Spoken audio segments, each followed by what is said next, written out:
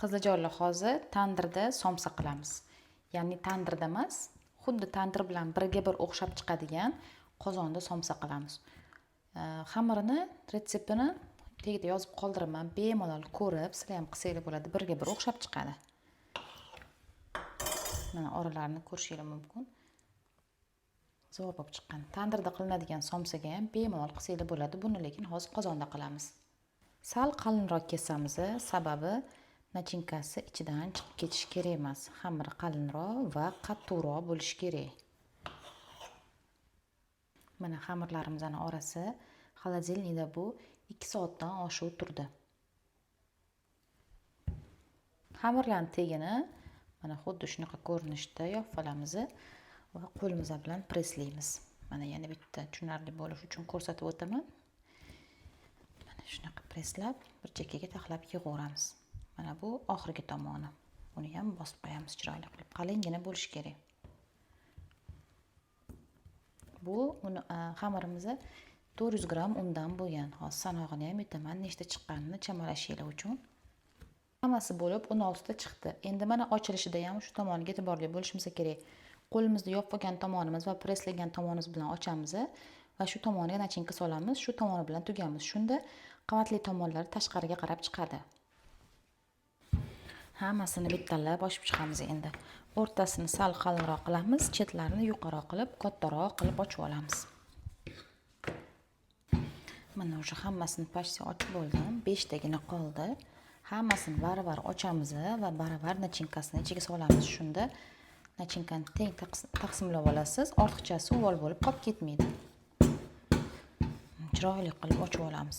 O'rtasi qalinroq, chetlari yuqoriroq bo'ladi. Hammasini mana ochib bo'ldim. Endi xuddi shu ochilgan tomoni bilan qo'yib chiqamiz va nachinkasini solib chiqamiz.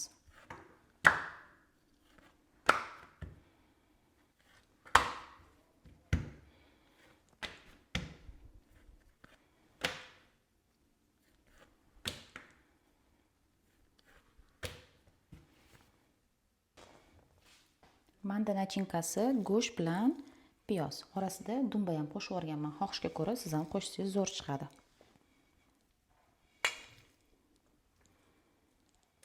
Bundan ortiq ko'paytirib yormaymiz.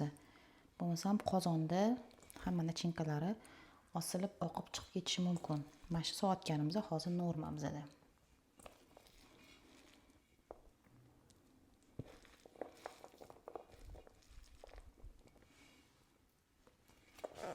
Malol yoki tomchi qilib tugsangiz ham bo'ladi, bemalol.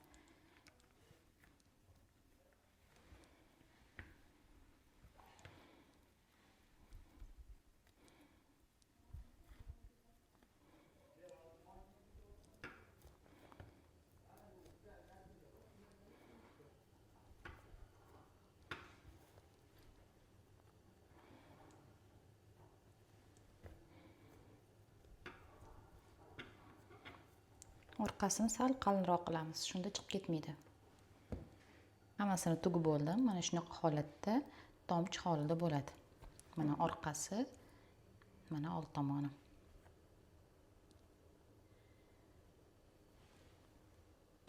Endi hammasini ustiga tuxum surib chiqamiz, keyin kunjut yoki sedani xohishga ko'ra sepib olamiz.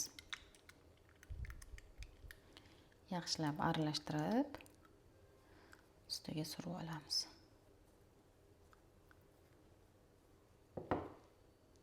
Sedani sepib chiqqanmiz hammasiga, o'rtasiga. Vidi yana ham chiroyli bo'lib chiqadi. Xuddi ko'chadagi zakazga qilinadigan tandirdagi somsadagi bo'lib chiqadi. Albatta sizlar ham uyda qilib ko'ringlar. Zo'r o'xshab chiqadi.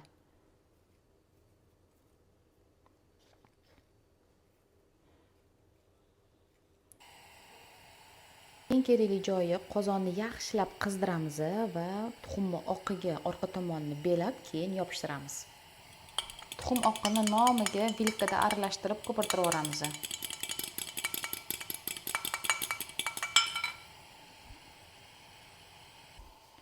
Mana endi somsani tuxum oqiga botirib olamiz yaxshilab, keyin olib yopishtiramiz qozonga. har bitta tuxumga belanganini yaxshilab bostirib ushlab turamiz. Qozonga yopishganiga ishonch komil qilganimizdan keyin qo'lni qo'yib yuboramiz.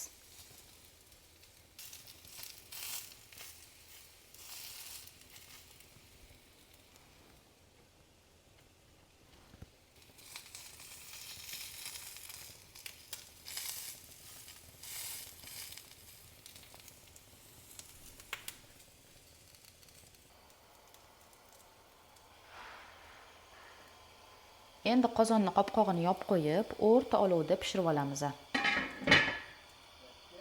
Orada har 10-15 minutda ochib, ichidagi nam havosini chiqarib turamiz. Bu juda ham kerakli joyi, esingizdan chiqib qolmasin umuman.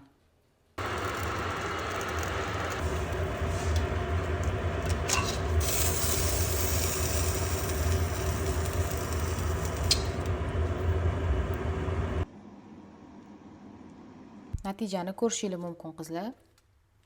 Xuddi tandir somsa bilan biriga bir o'xshab chiqqan. Ta'mi ham gap bo'lishi mumkin emas. O'zingizlar uyda pishirib ko'rsanglar, haqiqatda tandirniki bilan o'xshashini tushunasizlar. Oralarini qaranglar qizlar. Shunaqangi zo'r kumur-kumur bo'lib chiqqan. Mana bitta eshitdinglar ham.